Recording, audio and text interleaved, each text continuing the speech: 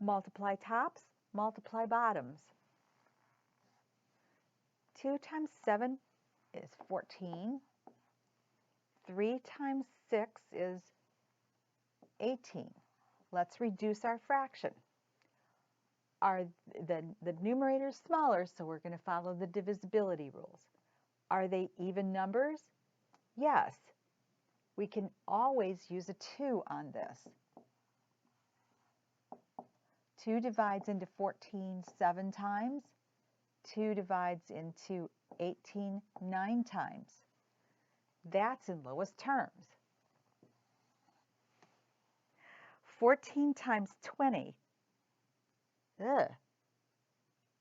25 times 28. Ugh. Okay. Those aren't so good. Is there an easier way? When we're multiplying fractions, I haven't taught you that yet, you multiply the numerators, multiply the denominators, and then simplify to lowest terms. That's pretty easy. Except if the problems get huge, like the one we just had in this example, 14 25ths times 20 28ths. Oh my gosh, to multiply the tops on that and the bottoms, we're going to get a huge answer. It is possible to do this step, and that would be to divide the numerator and the denominator by the same number. We're going to be reducing to lowest terms before we actually do the multiplication.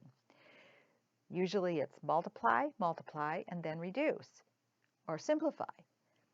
With this step, with the larger numbers, and sometimes even with the smaller ones, you can take one numerator and one of the denominators and simplify it first before you do the multiplication.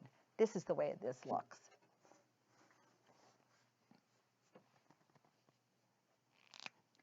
I don't want to multiply 14 times 20.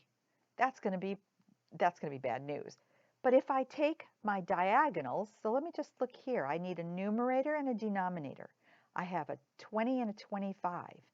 If I was to follow the rules for divisibility, I would see that both 20 and 25 end in a 0 or a 5. 5 is going to divide into both of those. So how many times does 5 divide into 20? 4. I'm going to use 4 instead of 20 now. And 5 divides into 25 5 times. Now my problem is 14 times 4 instead of 14 times 20. But maybe it's possible I could also simplify this fraction on this diagonal too. I need a numerator and a denominator. So 14 and 28, those are both factors in the sevens line. 7 divides into 14 twice. 7 divides into 28 4. So now my problem is 2 times 4 is 8. 5 times 4 is 20. That's a lot better. Now I can apply the rules for reducing. They're both even numbers. They can both get divided by, well, actually, they can be divided by 4. Because 4 will divide into 8 2 times.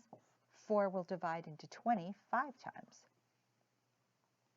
2/5 is in lowest term. If you multiply tops and multiply bottoms, that's fine, and then simplify your fraction. But we could simplify the fraction before we do our actual multiplication. If we look on the diagonals to see if we can apply the rules for divisibility. 6 and 8, 2 divides into both of those evenly. They're even numbers. So I'm going to use a 2 and divide 6. I'm going to get 3. Use 2 again, get 4. New problem, 3 and 15. Well, 3 and 15 are both in the 3's line. 3 divides into 3 once. 3 divides into 15 5 times. I have now made my problem a lot easier because these are the numbers that I'm going to be multiplying, not the crossouts. 3 times 1 is 3. 5 times 4 is 20. This is in lowest terms. I don't have to simplify at the very end.